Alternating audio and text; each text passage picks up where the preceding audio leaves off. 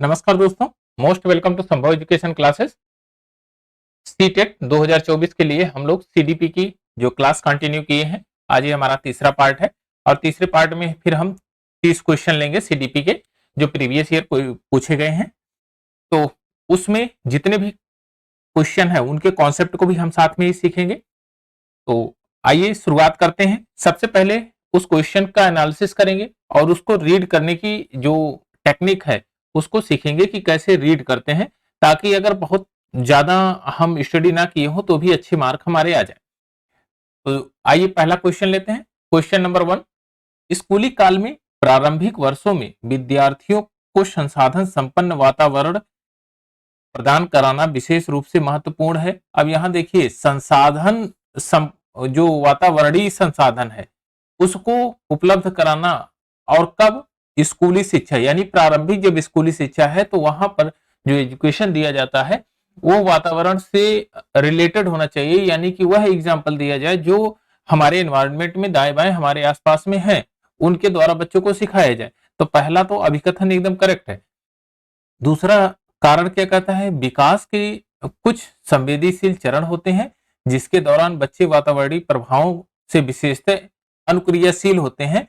तो बच्चे जो है पर्यावरण में जो चीजें देखते हैं, जो चीजें समझते हैं, उन्हीं से सीखने की ज्यादा उत्सुकता रहती है। अगर उन्हें आप चिंतन के बारे में बताइएगा, थीसिस के बारे में बताइएगा, तो उनका अभी ज्ञान वर्धन हुआ ही नहीं है, तो वो नहीं सीख सकेंगे। वातावरण में जो चीजें उनके सामने प्रत्यक्ष रूप से है उसको सीखते हैं तो वातावरण का सबसे ज्यादा प्रभाव पड़ता है। तो कारण भी सही है, कथन भी सही है, यानी ए और आर दोनों सही है। आर ए की सही व्याख्या कर रहा है, तो ऑप्शन नंबर ए आपका करेक्ट आंसर हो जाएगा। अच्छा, अगर कहा जाए कि यह मत किसने दिया था, तो यह मत देने वाले थे सोरेनसन। सोरेनसन सोरेनसन सोरेनसन क्या थे? एक जो है साइकोलॉजिस्ट थे। इन्होंने स्कूली काल में कहा, स्कूली काल की बात किया इन्होंने, स्कूली काल, स्कूली काल, और स्कूली काल में इन्होंने संवेदनशील कहा। कहा कि यह काल सबसे ज्यादा सेंसिटिव होता है, संवेदनशील होता है, संवेदनशील, संवेदनशील होता है, संवेदनशील होता है। संवेदनशील जो काल होगा उसमें सेंसिटिविटी सबसे ज्यादा बनी रहेगी। उस पर प्रभाव क्या पड़ेगा? हमारे वातावरण का प्रभाव पड़ेगा, पर्यावरण का प्रभाव पड़ेगा, वातावरण का प्रभाव पड़ेगा, पर्यावरण का प्रभाव पड़ेगा, पर्यावरण का प्रभाव पड़ेगा। इसमें जो चीजें, जो आपको ज्ञान दिया जाए, जो बच्चों को ज्ञान दिया जाए, वह उस वातावरणीय चीजों से ज्ञान दिया जाए। उसे चित्रों के माध्यम से, प्रिंट के माध्यम से, प्रिंट करके कोई चीज प्रिंट के माध्यम से बताई जाए, चित्रों के माध्यम से बताया जाए, चित्रों के माध्यम से ज्ञान दिया जाए, तो ये ज्ञान सबसे ज्यादा महत्वपूर्ण होता है। तो इस कारण से ऑप्शन नंबर ए आपका करेक्ट आंसर है। आइए नेक्स्ट क्वेश्चन लेते हैं, क्वेश्चन नंबर 2। क्वेश्चन नंबर 2 में कहता है, हालांकि विकास के क्षेत्र में एक दूसरे से संबंधित होते हैं, फिर भी बौद्धिक क्षमताएं जैसे कि तार्किक विचार और लॉजिकल रीजनिंग की बात कर रहा है। लॉजिकल रीजनिंग का विकास किस क्षेत्र के अंतर्गत सापेक्ष रूप से पढ़ा जाता है? लॉजिकल रीजनिंग और the significant part of study under किसके अंतर्गत पढ़ा जाएगा? तो यह कॉग्निटिव के अंतर्गत पढ़ा जाएगा। कॉग्निटिव डेवलपमेंट यानी संज्ञानात्मक डेवलपमेंट। अब संज्ञानात्मक डेवलपमेंट, संज्ञानात्मक, कॉग्निटिव डेवलपमेंट। अच्छा देखिए, अब ये संज्ञानात्मक विकास है क्या चीज? तो जीन पियाजे जी का ये सिद्धांत है। जीन पियाजे जी का एक सिद्धांत है संज्ञानात्मक विकास। संज्ञानात्मक विकास में इन्होंने चार स्टेज माना, चार स्टेज माना। चार स्टेज में इन्होंने कहा चार स्टेज है, और जिसमें पहला है संवेदी गामक है, संवेदी गामक, संवेदी गामक, और दूसरा है आपका पूर्व संक्रियात्मक, पूर्व संक्रियात्मक,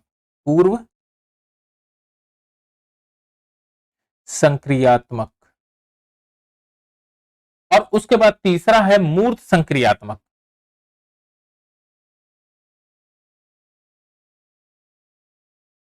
तीसरा मूर्त संख्यात्मक, और चौथा आपका आ जाता है औपचारिक संक्रियात्मक अवस्था। औपचारिक संक्रियात्मक।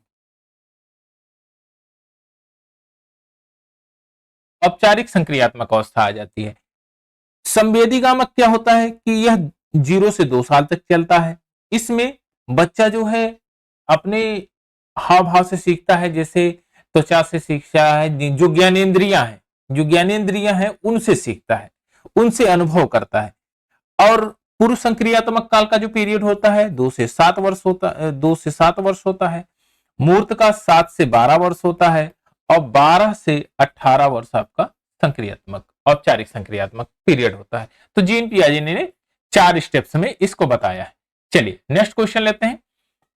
प्रारंभिक बाल्यावस्था के दौरान निम्न में से कौन सी संस्था बच्चों के सामाजिकरण की प्राथमिक संस्था है? तो सबसे देखिए, बच्चा जब, जीन पियाजे जी का एक सिद्धांत था इसमें, और एक बहुत अच्छे मनोवैज्ञानिक हुए साइकोलॉजिस्ट आकोलकर, इन्होंने बहुत बढ़िया स्टेटमेंट कहा। आकोलकर मनोवैज्ञानिक थे एक। तो इन्होंने कहा सामाजिकरण वह प्रक्रिया है, जब सोशलिज्म की बात करते हैं, सोशलिज्म की बात करते हैं, सामाजिकरण की बात करते हैं, सोशलाइजेशन की बात करते हैं, तो यह वह प्रक्रिया है जिसके द्वारा व्यक्ति परंपरा से चले आ रहे व्यवहारों को अपनाता है। परंपरा से चले आ रहे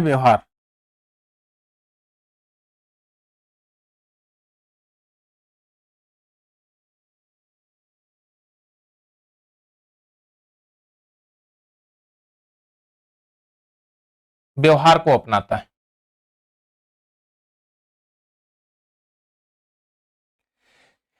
जो प्रक्रिया है, ये जो प्रोसेस है, और ये परंपरागत जो ट्रेडिशन है, उसके द्वारा जो व्यवहार होते हैं उसको वो अपनाता है। तो सबसे पहले अपनाने का काम क्या करता है, कहां से शुरुआत करता है? तो ये करता है अपने परिवार से, फैमिली से। किससे? मदर से, फादर से, ब्रदर से, अपने फैमिली के जो मेंबर्स हैं उनसे करता है। तो प्राथमिक जो संस्था है वो परिवार, प्राथमिक संस्था परिवार यानी फैमिली। तो ऑप्शन नंबर 2 इसका करेक्ट आंसर है। ये नॉर्मल क्वेश्चन था। देखिए दूसरा चीज क्या है कि आपका क्वेश्चन नंबर 4 में कह रहा है जीन पियाजे के संज्ञानात्मक विकास के सिद्धांत के अनुसार किस चरण में बच्चे दूसरे का अनुकरण एवं नकल करना शुरू कर देते हैं? तो बच्चे दूसरे का अनुकरण और नकल करना, तो संवेदनात्मक जो ये संज्ञानात्मक विकास का सिद्धांत है, ये पहले स्टेज में संवेदी गामक जो स्टेज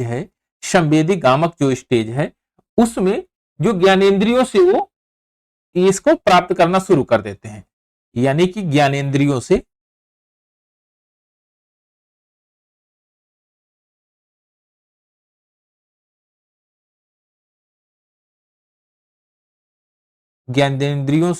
ज्ञान लेते हैं। जैसे आप कहते हैं आंख, नाक, कान,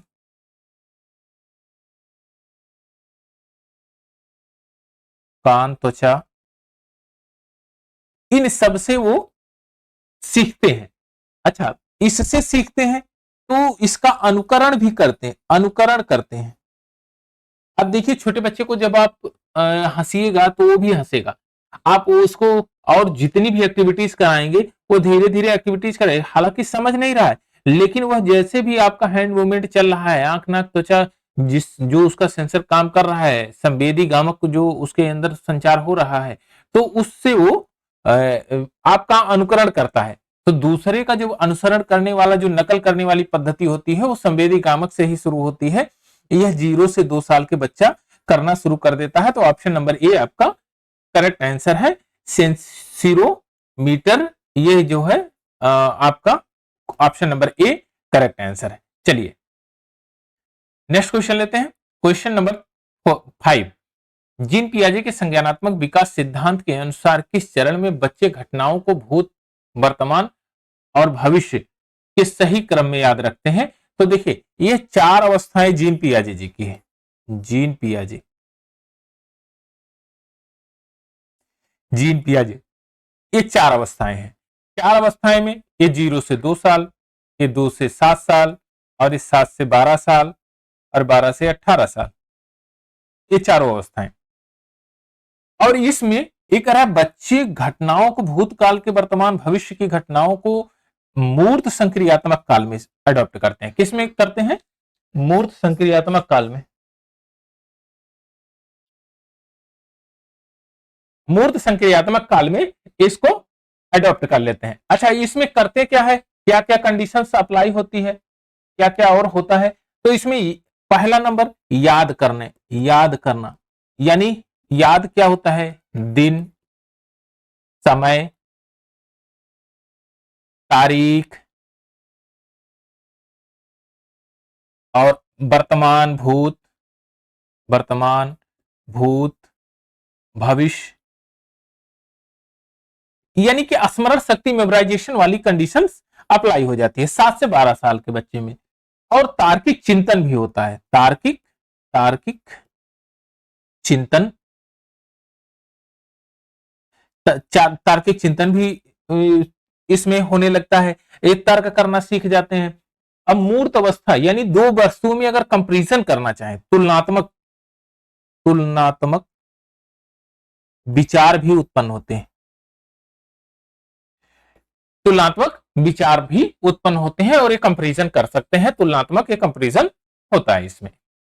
तो इस प्रकार से ऑप्शन नंबर 3 आपका करेक्ट आंसर है, मूर्त संक्रियात्मक अवस्था, यानी कि ऑप्शन नंबर 3 मूर्त संक्रियात्मक अवस्था। चलिए नेक्स्ट क्वेश्चन लेते हैं, क्वेश्चन नंबर 6। लॉरेंस कोहेलबर्ग के अनुसार व्यक्ति किस स्तर पर अपने तथा दूसरों के व्यवहार को जरूरत और इच्छाओं के संदर्भ में जांचते हैं? अपने जो है, अपने तथा दूसरों के व्यवहार को, दूसरे के व्यवहार को जरूरत और इच्छाओं के संदर्भ में मापते हैं। ऑप्शन नंबर ए अनुपालन एवं दंड अभिन्यास। अनुपालन एवं दंड अभिन्यास ए नहीं है। अनुपालन एवं दंड अभिन्यास में क्या होता है कि उसमें बच्चे को अगर कोई चीज नहीं आती है तो उसको धमकाते हैं, लेकिन ऐसा प्रोसेस वो दंड अभिन्यास मतलब एक तरह से डर के कारण वो कार्य करता है। तो यह नहीं है, यह व्यवहार में उसके नहीं शामिल होता है। अच्छा और अच्छा लड़की, यह उसकी तीसरी अवस्था के रूप में शामिल होता है। तो कानून और व्यवस्था विन्यास यह नहीं, यह आपकी तीसरी अवस्था में है। इसमें है यांत्रिक सापेक्षिक अभिन्यास, यांत्रिक सापेक्षिक अभिन्यास, instrumental purpose of orientation. Instrumental purpose क्या होता है, इसमें इन सब चीजों को थोड़ा सा विश्लेषण से जान लेते हैं। तो लॉरेंस कोहेलबर्ग ने जीन पियाजे की नैतिकता के विकास का जो सिद्धांत था उस पर आधारित सिद्धांत दिया इन्होंने। तो 3 सोपान बताया, 3 सोपान इसके बताए थे, 3 स्टेप्स बताए इनके, 3 स्टेप्स बताए थे। 3 स्टेप्स था आपका। एक था पूर्व परंपरागत, पूर्व परंपरागत, दूसरा था परंपरागत, और तीसरा था उत्तर परंपरागत।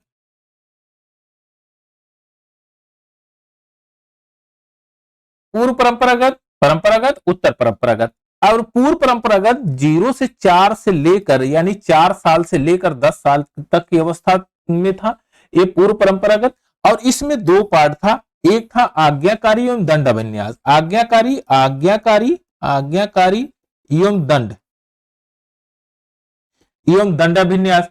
और उसके बाद दूसरा था यांत्रिक सापेक्षता, यांत्रिक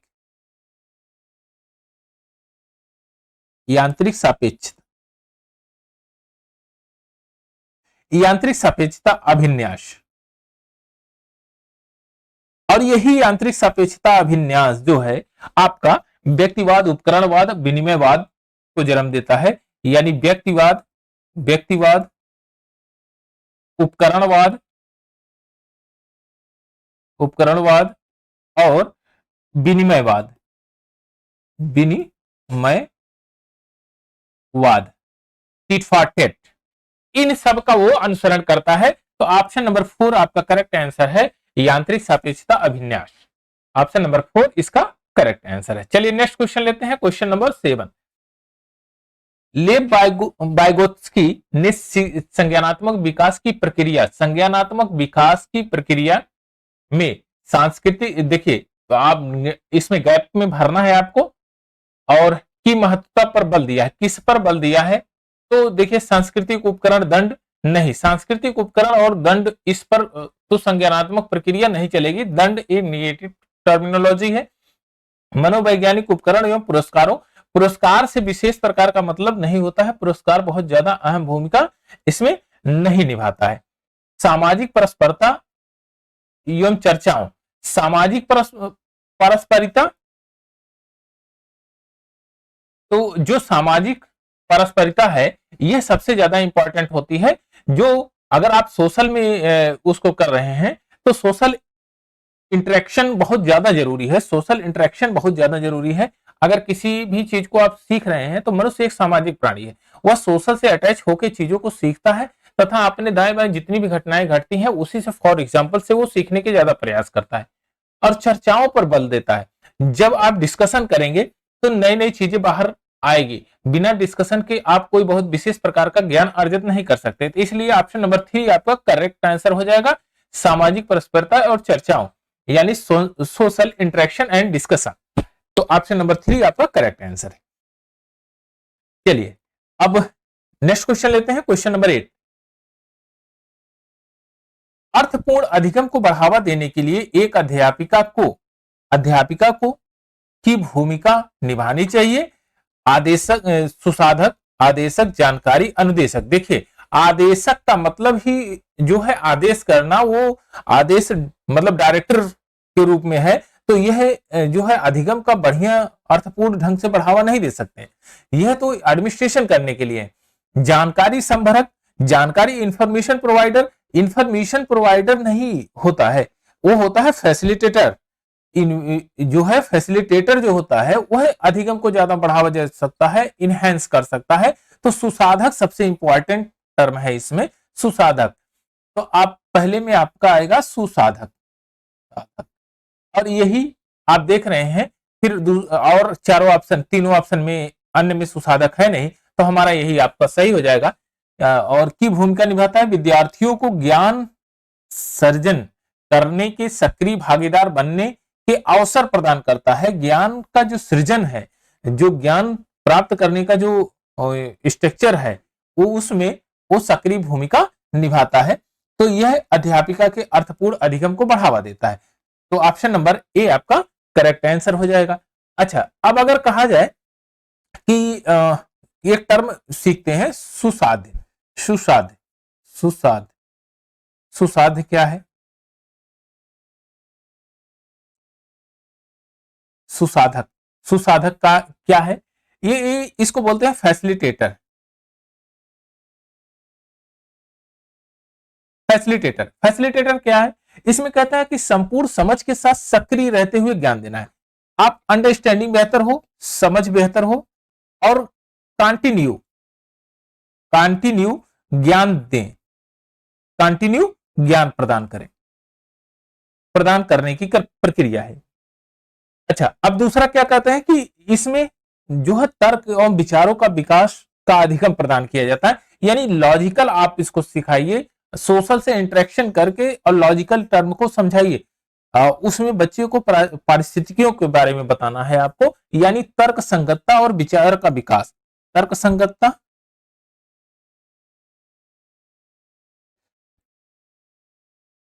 और विचारों का विकास, विचारों का विकास, तर्क संगतता और विचारों का विकास। यह रटने पर कोई ध्यान नहीं होता, इसमें रटाया नहीं जाता, रटना रटना नहीं पड़ता है, इसमें रटने वाला जो काम है यह रटने वाला काम नहीं होता है, वह सुसाधक वाला, सुसाध्य जो होता है वो फैसिलिटेटर यही काम करता है, अंडरस्टैंडिंग करता है, कराता है बच्चों को, और कंटिन्यू ज्ञान देता है। उसमें तर्क संगत वाले क्वेश्चन रेज करता है, सोशल से पर्यावरण से जितनी भी चीजें फॉर एग्जाम्पल की होती है उनको समझाता है और विचारों का विकास करता है। चलिए नेक्स्ट क्वेश्चन लेते हैं, क्वेश्चन नंबर 9। प्रगतिशील शिक्षा निम्न में से किसका समर्थन करती है? अध्यापक केंद्रित केंद्रित शिक्षा शास्त्र, केंद्रित का मतलब ये जो है निगेटिव टर्मिनोलॉजी आ रहा है, तो इस पर ये नहीं होगा, तो इसको तुरंत हटा दीजिए। प्रगतिशील शिक्षा जब पॉजिटिव सेंस में जा रहा है तो पॉजिटिव सेंस वाला टर्म आप लीजिए।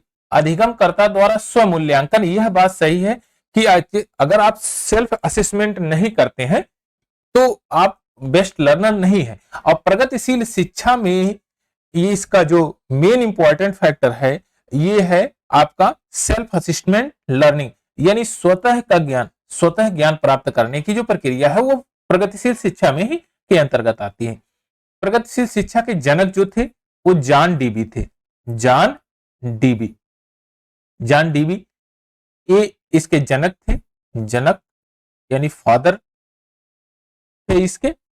अच्छा, अब अगर कहा जाए कि जो शिक्षा है इसको परंपरागत शिक्षा के स्थान पर जो है यूज करते हैं लोग, हाँ, ट्रेडिशनल जो है शिक्षा उसके भी स्थान पे इसको यूज किया जाता है।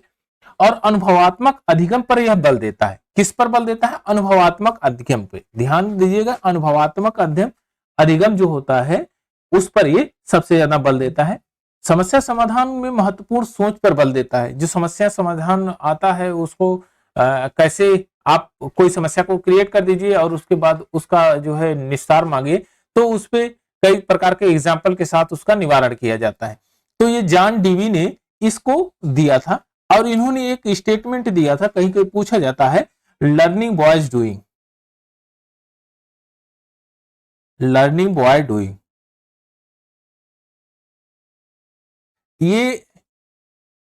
ये आपका स्टेटमेंट था जॉन डीवी जी का, और जॉन डीवी जी ने प्रगतिशील शिक्षा का जो है ये प्रादुर्भाव किया था। इसके जनक माने जाते हैं, फादर माने जाते हैं। तो ये है अधिगमकर्ता द्वारा स्वयं मूल्यांकन, ये है सेल्फ असेसमेंट ऑफ लर्नर।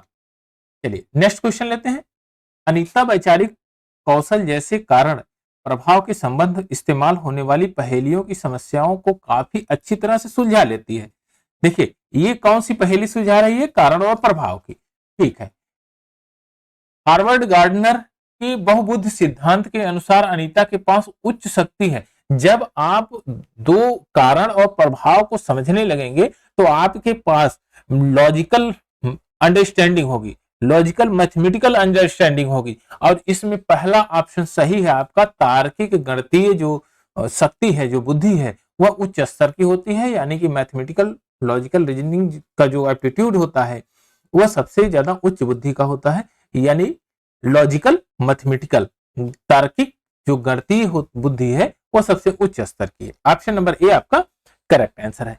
चलिए अगर हार्वर्ड गार्डनर जी की बात करें तो इनके बारे में 8 बुद्धि का इन्होंने सिद्धांत दिया था।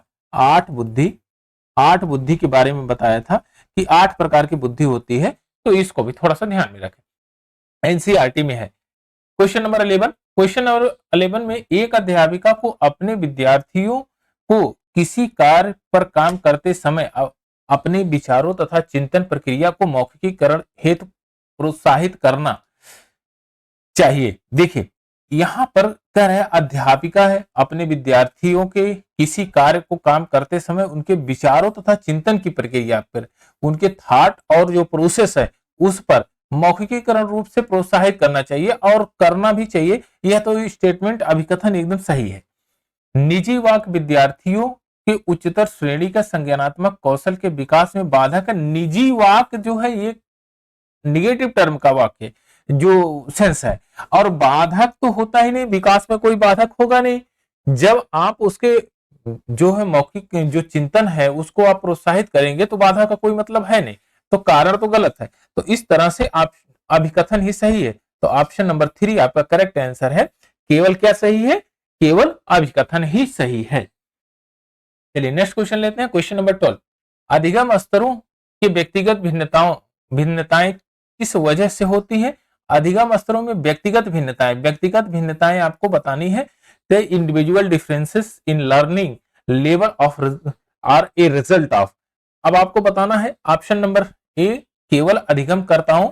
अब केवल वाला जहां पर टर्म है, केवल है, नहीं है, या हो सकता है, तो इन सब टर्म को काट दीजिए। देखिए इसमें भी केवल है, काम खत्म कर दीजिए। ना इसमें है ना इसमें है, तो इसको खत्म कर दीजिए। अब देखिए इसमें सार्थक चीजें पूछ रहा है तो पॉजिटिव सेंस की बात कर रहा है, हमेशा अधिगम में पॉजिटिव सेंस की बात होगी। जब भी निगेटिव टर्मिनोलॉजी आए, कभी भी निगेटिव सेंस में बात करें, कभी कोई स्टेटमेंट लिखा है तो वह अधिगम का पार्ट नहीं होगा। व्यक्तिगत एवं वातावरणीय कारणों की जटिल अंतः प्रक्रिया की वजह से व्यक्तिगत भिन्नताएं आ सकती है, अधिगम के स्तरों में व्यक्तिगत भिन्नताएं आ सकती है। तो ऑप्शन नंबर 3 आपका करेक्ट आंसर है। और व्यक्तिगत वातावरणीय कारणों की जटिल अंतः प्रक्रिया की वजह से, ऑप्शन नंबर 3 आपका करेक्ट आंसर। चलिए नेक्स्ट क्वेश्चन लेते हैं। एक अध्यापिका को अपने विद्यार्थियों की अधिगम प्रगति को बिना एक दूसरे की तुलना किए निरंतर रूप से समझाना। देखिए कंपैरिजन यहां पर नहीं होगा, यहां पर कंपैरिजन नहीं होगा। अगर वह जो शिक्षिका है वह किसी बच्चे को कंटिन्यू सिखा रही है तो यह इसमें कंपैरिजन नहीं है, यहां कंपटीशन की भावना नहीं है, केवल लर्निंग प्रोसेस को कंप्लीट करना है। तो ये होता है फॉर्मेटिव लर्निंग, इसको बोलते हैं फॉर्मेटिव लर्निंग। फॉर्मेटिव लर्निंग में क्या होता है कि इसमें केवल कंपटीशन नहीं होता है, इसमें समझाया जाता है। उपकरण क्या यूज करते हैं, उपकरण में टेस्ट ले लिया जाता है, टेस्ट, और टेस्ट में किसी को फर्स्ट क्लास, किसी को सेकंड क्लास, किसी को थर्ड क्लास, इस तरह क्लासिफिकेशन नहीं किया जाता, क्लासिफिकेशन इस प्रकार नहीं होता। अब होता क्या है कि इसमें इस टेस्ट में टेस्ट लिया गया, उसका एवेल्युएशन किया जाता है और उसकी जो कमियां होती है उसको दूर किया जाता है, ना कि उसका क्रिटिकल पोजीशन बताया जाता है कि आप इनसे जो कमजोर है, ये लड़का फर्स्ट है, अभी आप सेकंड है, आप या थर्ड है। तो ये टेस्ट का होता है। मौखिक परीक्षण करते हैं, मौखिक परीक्षण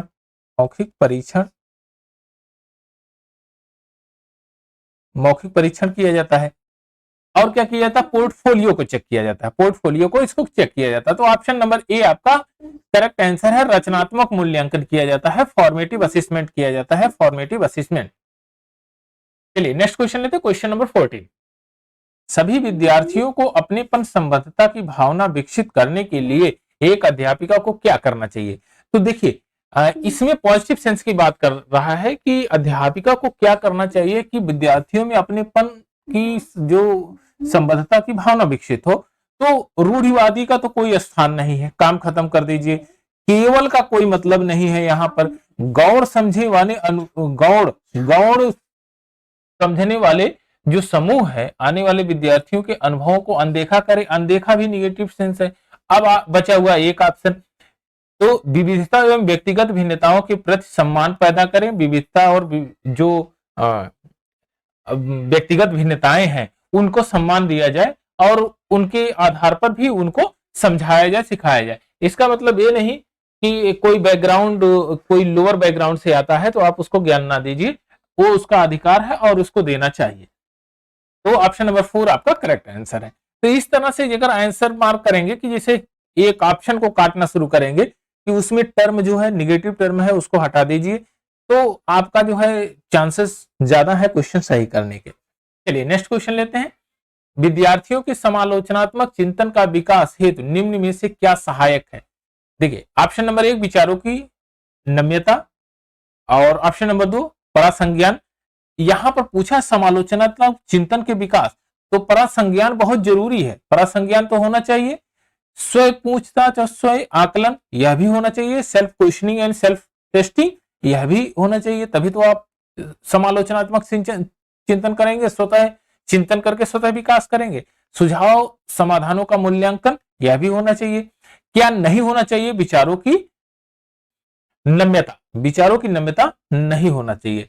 रिजिडिटी थॉट्स नहीं होने चाहिए, कोई रिजिड थॉट्स ना हो, विचार संकीर्ण ना हो, ऐसे विचार को नहीं रखा जाता है क्योंकि समालोचन चिंतन में वो एक बाधा उत्पन्न कर देते हैं। चलिए नेक्स्ट क्वेश्चन लेते हैं, क्वेश्चन नंबर 16। समावेशी शिक्षा निम्न में से किसकी जरूरतों को पूरा करती है। तो समावेशी शिक्षा क्या होती है, पहले ये देखते हैं। समावेशी शिक्षा वह उस प्रकार की शिक्षा होती है जहां पर सामान्य सामान्य सामान्य छात्र और शारीरिक तथा मानसिक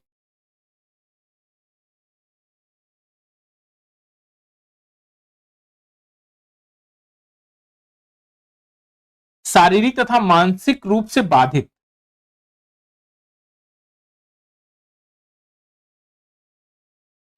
शारीरिक एवं मानसिक रूप से बाधित स्टूडेंट के साथ में सामान्य छात्रों के साथ में जो पढ़ते हैं, जो शिक्षा ग्रहण करते हैं, उनको बोले, उस शिक्षा को कहा जाता है समावेशी शिक्षा। ये समावेशी शिक्षा यानी इंक्लूसिव एजुकेशन। यह इंक्लूसिव एजुकेशन इसलिए दिया जाता है कि सामान्य बच्चों के साथ में जो बाधित बच्चे हैं, जिसका दिमाग बहुत अच्छा नहीं चल रहा है या विकलांग है, वो उन्हीं के साथ में रह के अच्छी प्रकार की शिक्षा ग्रहण कर सकते हैं। तो उनमें जो है भेदभाव की भावनाओं का जो है प्रादुर्भाव नहीं होता है। तो विकलांगता से जूझते हुए विद्यार्थी ये भी रहते हैं, भावनात्मक मुश्किलों से जूझते हुए ये भी विद्यार्थी साथ में बैठ के पढ़ते हैं। वे विद्यार्थी जो प्रतिभावान होते हैं वह भी समावेशी शिक्षा के अंतर्गत आते हैं, यानी वो सामान्य व्यक्ति की तरह भाव करते हैं और वो भी साथ में रह के पढ़ते हैं। और उसके बाद आपका है निम्न सामाजिक स्तर से आने वाले सभी व्यक्ति। तो ऑप्शन नंबर 4 आपका करेक्ट आंसर है। इसमें 1 2 3 4 चारों ऑप्शन आपके सही। चलिए नेक्स्ट क्वेश्चन लेते हैं, क्वेश्चन नंबर 17। विषय वस्तु को पढ़ते समय अक्षरों एवं शब्दों को हटा देना, जोड़ देना, फेरबदल कर देना निम्नलिखित में से किसके सापेक्ष रूप में से संबंधित है। तो देखिए इसमें क्या होता है कि एक प्रकार का ये डिसास्टर है, यानी कि बीमारी है, और इस बीमारी में जो है बच्चों को पठन वैकल्य यानी कि पढ़ने का जो कंडीशन होता है वह हमेशा गलत होगा। उसमें क्या होता है कि कभी कभी कोई टर्म को बोल रहे हैं तो उसमें से वर्ड हटा देंगे या कोई अन्य वर्ड को जोड़ देंगे, इसमें फेरबदल कर देंगे। तो इस प्रकार के जो बातें होती हैं, इस प्रकार का जो रोग होता है, इस प्रकार की जो बीमारी होती है, वह होता है पठन वैकल्य। पठन वैकल्य पाठ करने का जो है गलत टर्म, जो गलत प्रक्रिया है, तो उसी को बोलते हैं पठन वैकल्य। चलिए नेक्स्ट क्वेश्चन लेते हैं, क्वेश्चन नंबर 18। स्वलीनता सापेक्ष और नकारात्मक रूप से निम्न में से किसे प्रभावित करती है। अब स्वलीनता क्या होता है, पहले उस टर्म को भी समझ लेते हैं। इसका मतलब होता है आत्मविभोह। आत्म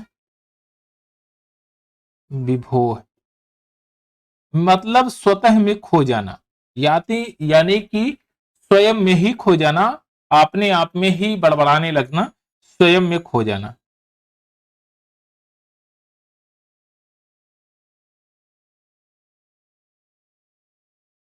स्वयं में खो जाना यानी कि स्वलीनता, यानी कि अपने आप में ही बातें को कहना, उसी को बड़बड़ाना, उसी को एकदम इस प्रकार से रिएक्ट करना, ये बच्चों में सबसे ज्यादा होता है।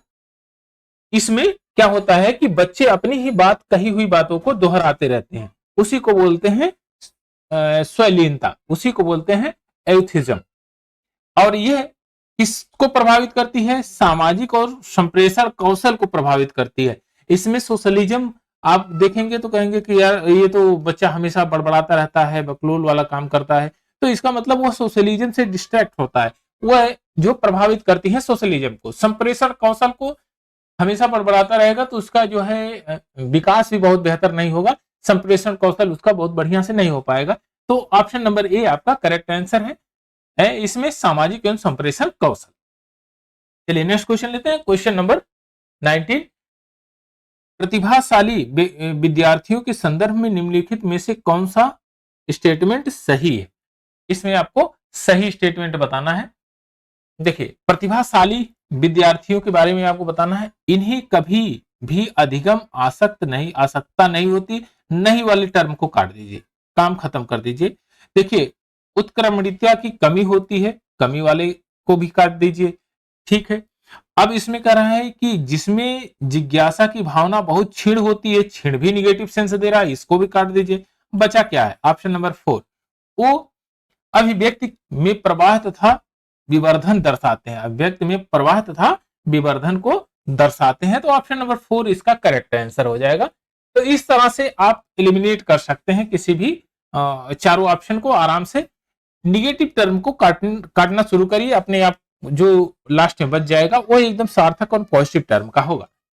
चलिए नेक्स्ट क्वेश्चन लेते हैं, क्वेश्चन नंबर 20। क्वेश्चन नंबर 20 में श्रवण बाधित से जूझते विद्यार्थियों को सफल समावेशन में निम्न में से कौन सी पद्धति सहायक है। सफल समावेशन क्या होता है, श्रवण जो बाधित होते हैं बच्चे, तो उनको जब पढ़ाना है तो जाहिर सी बात है वो कान से सुन नहीं सकते हैं, और जब वो कान से सुन नहीं सकते हैं तो यह जो प्रक्रिया होती है उनको आंखों से देखते हैं, तो देखने में वह सेंस जाहिर कराना चाहिए, वह चीजों को इशारे से बताना चाहिए और उसको चलचित्रों के माध्यम से इसको दर्शाना चाहिए ताकि वह चीजें उसके समझ में आ जाए, क्योंकि वह सुन नहीं सकता। और श्रवण सुनने की जो बाधिता है, ये 5 स्टेज बताए गए हैं, 5 स्टेज 5 स्टेज है, इसके बताए गए 5 पार्टों में इसको बांटा गया है कि कौन कौन सी बाधिता है, कि श्रवण बाधिता में कौन कौन सा टर्म है आपका, इस तरह से आप इसको कह सकते हैं कि ये श्रवण बाधित है। तो इसमें क्या होता है कि संप्रेषण और मौलिक रूप में दृश्यों के रूप में परिपूर्ण किया जाता है, जो दृश्य दिखाए जाते हैं, चलचित्र दिखाए जाते हैं, उसके माध्यम से बताया जाता है। अब देखिए आप सब पढ़िए, चलचित्र और वीडियो के बिना बिना वाला काटिए, काम खत्म करिए। मौलिक रूप से मूल्यांकन के प्रधान रूप का इस्तेमाल करना चाहिए। हाँ, मौखिक रूप से नहीं, मौखिक रूप से मूल्यांकन के प्रधान रूप का इस्तेमाल करना चाहिए, नहीं, यह नहीं होगा। संप्रेषण के मौलिक रूप को दृश्य रूप में इसको आपको पूरा करना है, इसको दर्शाना है। जब वो देखेगा बच्चा और उसका शीर्षक भी देखेगा तो वह चीजों को समझ सकेगा, क्योंकि वो सुन तो सकता नहीं। ऑप्शन नंबर 3 इसका सही है। जानकारी प्रस्तुत करने के लिए अधिकतर व्याख्यान विधि क्या करिएगा, जब वो बेचारा सुन ही नहीं पा रहा है तो व्याख्यान विधि तो कोई बहुत मतलब है नहीं। तो ऑप्शन नंबर 3 इसका करेक्ट आंसर है। चलिए नेक्स्ट क्वेश्चन लेते हैं, क्वेश्चन नंबर 21। बच्चे को से का इस्तेमाल करना चाहिए, मूर्त, अमूर्त, सांकेतिक, चित्रात्मक, विशिष्ट, सामान्य, सरल से जटिल। पहले बच्चे को सरल सिखाइएगा और फिर उसके बाद जटिल। पहले तो आप सिंपल सिखाइएगा और उसके बाद फिर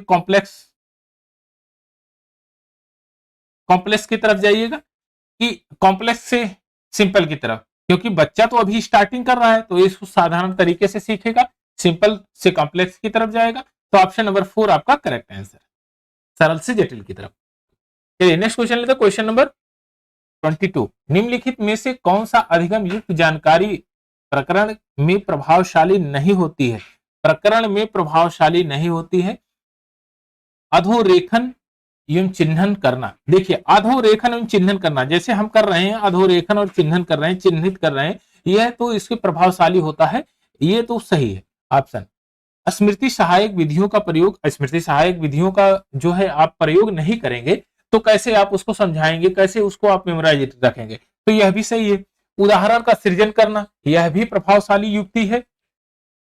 निष्क्रिय अनुवाचन करना, निष्क्रिय अनुवाचन जो पैसिव रिएक्शन है यह इसका पार्ट नहीं है, तो ये ऑप्शन नंबर 4 करेक्ट आंसर है, क्योंकि यह प्रभावशाली नहीं हो सकता है, निष्क्रिय अनुवाचन इसमें प्रभावशाली नहीं होगा। तो ऑप्शन नंबर 4 आपका करेक्ट आंसर है। चलिए नेक्स्ट क्वेश्चन लेते हैं, क्वेश्चन नंबर 23। क्वेश्चन नंबर 23 में कह रहा है कि कथन है आपका, किसी संप्रत्यय को पढ़ते समय एक अध्यापक को उदाहरण तथा गौर उदाहरण दोनों पर चर्चा करनी चाहिए। ठीक है, एग्जाम्पल भी दीजिए और अदर भी एग्जाम्पल दीजिए जो उससे रिलेटेड ना हो लेकिन उसके समकक्ष में हो। ठीक है, गैर उदाहरण भी देना जरूरी है। कारण क्या कहता है, गैर उदाहरण विद्यार्थियों को भ्रमित, निगेटिव टर्म आ गया, काम खत्म इसका कर दीजिए, भ्रमित कर देते हैं तथा किसी भी संप्रत्यय को पढ़ने के लिए अप्रासंगिक होते हैं। अप्रासंगिक कोई मतलब ही नहीं होता है इसमें, जब आप ज्ञान दे रहे हैं तो एकदम पिन पॉइंट का ही ज्ञान नहीं दीजिए, सोशलिज्म का भी ज्ञान सबसे ज्यादा इंपॉर्टेंट है। तो सोशलिज्म के ज्ञान के लिए गैर उदाहरण भी आपको देना पड़ेगा, उदाहरण के साथ में गैर उदाहरण, तो यह भी सही है, यानी अभिकथन केवल सही है, कारण गलत है, तो ऑप्शन नंबर 3 आपका करेक्ट आंसर है। चलिए नेक्स्ट क्वेश्चन लेते हैं, क्वेश्चन नंबर 24। राधिका अपने विद्यार्थियों को किसी परिस्थिति को विविध रूप से प्रस्तुत करने, समझने, मूल्यांकन करने को प्रतिबिंबित करने के लिए प्रोत्साहित करती है। अब देखिए, उसको प्रस्तुत करने के लिए, समझने के लिए, मूल्यांकन करने के लिए, प्रतिबिंबित करने के लिए प्रोत्साहित करती है। उसको मोटिवेट करती है। तो ऐसा करने के लिए अपने विद्यार्थियों में कौन सा चिंतन का विकास सुसाधित करती है? तो ये करती भैया अपसारी चिंतन। कौन सा चिंतन है? अपसारी चिंतन। अपसारी चिंतन क्या होता है? अपसारी चिंतन ये स्वतः स्वतः चीजों को समझते हैं, स्वतः चिंतन का है, स्वतः चिंतन करते हैं, स्वतः चिंतन करते हैं, स्वयं मूल्यांकन करते हैं, स्वयं मूल्यांकन करते हैं, स्वतः मूल्यांकन करते हैं, सेल्फ एवेल्युएशन करते हैं। तो वे ऐसे बच्चे जो स्वतः मूल्यांकन करते हैं और प्रॉब्लम का जो है सॉल्यूशन स्वतः ही ढूंढने के प्रयास करते हैं, उसको बोलते हैं अपसारी। अपसारी यानी कि ऑप्शन नंबर ए आपका करेक्ट आंसर है। तो इसमें ऑप्शन नंबर ए आपका करेक्ट आंसर है। आइए नेक्स्ट क्वेश्चन लेते हैं, क्वेश्चन नंबर 25। क्वेश्चन नंबर 25, अपने विद्यार्थियों की अग्रिम श्रेणी की समस्या समाधान कौशल के विकास हेतु एक अध्यापक को उन्हें के इस्तेमाल हेतु प्रोत्साहित करना चाहिए। किसके इस्तेमाल हेतु प्रोत्साहित करना चाहिए? देखिए, अनक्रिय समुच्चय ये तो नहीं, अनक्रिय समुच्चय जो है रिस्पॉन्स सेट ये इंपॉर्टेंट नहीं। प्रत्यय त्रुटि विधि, हाँ प्रयत्न त्रुटि विधि, हिट एंड ट्रायल यह भी कर सकते हैं, क्योंकि यह कौशल के विकास में सबसे ज्यादा इंपॉर्टेंट है। जब आप कॉम्पिटिटिव एग्जाम देते हो तो यह सबसे ज्यादा हिट एंड ट्रायल यूज किया जाता है। तो यह तो सही है। तो पहला वाला ऑप्शन गलत है, दूसरा वाला सही है। अनुरूपक चिंतन, अनुरूपक चिंतन एनालॉजिकल जो है थिंकिंग, यह भी सही है, दोनों सही है। कंठस्थरीकरण, कंठस्थरीकरण रूट मेमोराइजेशन का कोई बहुत विशेष मतलब इसमें नहीं होता है, तो यह नहीं, लेकिन ये दोनों टर्म सही है। तो इसमें ए एंड बी यानी कि 2 and 3 are correct, both correct है। तो इसमें दोनों सही है, आपका इसमें दोनों सही है। चलिए नेक्स्ट क्वेश्चन लेते हैं, क्वेश्चन नंबर 26। क्वेश्चन नंबर 26, अपने अपनी स्वयं की चिंतन प्रक्रिया का निरीक्षण करने, प्रतिबिंबित करने, तदनुसार रूपांतरण करने की क्षमता को क्या कहा गया है? कंठस्थीकरण, विस्मरणकरण और रचनात्मक ध्यान, परासंज्ञान। इसको बोला गया है परासंज्ञान। परासंज्ञान, परासंज्ञान को ही हम बोलते हैं अधिसंज्ञान। अधिसंज्ञान, अधिसंज्ञान, अधिसंज्ञान, अधिसंज्ञान कहते हैं। अब अधिसंज्ञान छात्रों के जो विचार हैं, अधिसंज्ञान, अधिसंज्ञान छात्रों के विचारों को, छात्रों के विचारों को,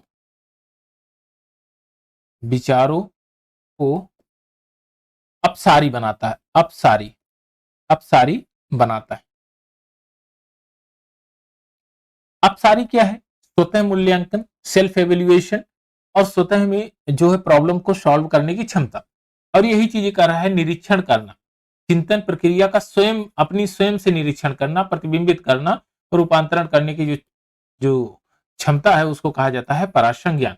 परासंज्ञान, मेटाकॉग्निटेशन, ये आपका आ गया परासंज्ञान। परासंज्ञान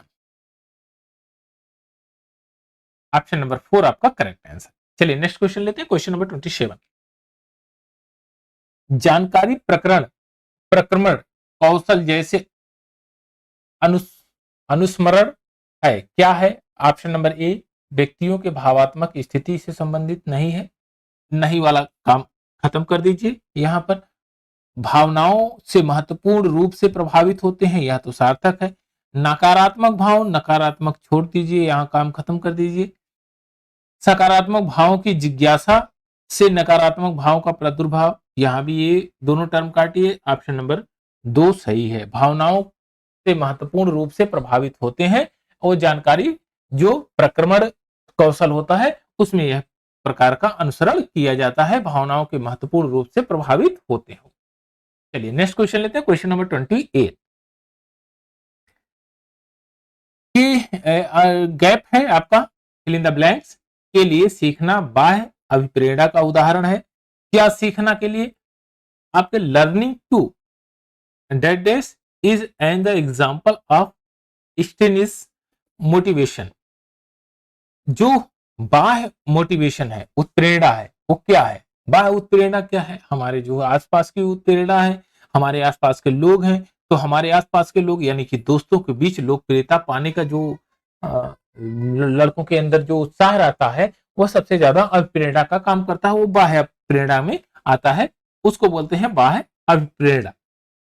तो ऑप्शन नंबर 3 आपका करेक्ट आंसर है, became popular among the friends.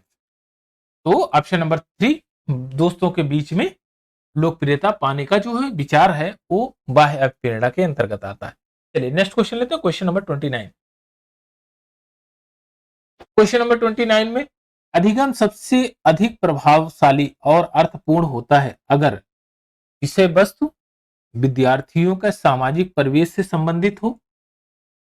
हाँ, हो सकता है ये।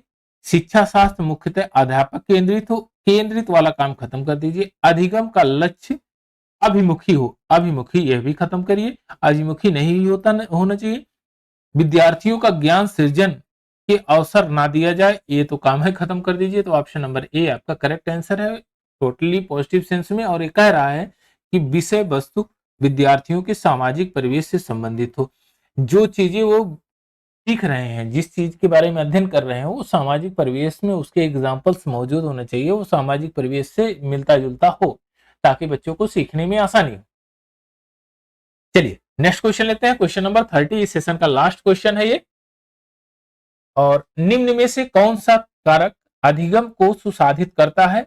और अधिगम को जो सुसाधित करने वाला कारण है, और इसमें है योग्यता को वर्धित मत, योग्यता को वर्धित मत, आसपास का विकर्षण, विकर्षण को काटिए, काम खत्म करिए। भाषा का अनभिज्ञता, यह भी खत्म कर दीजिए।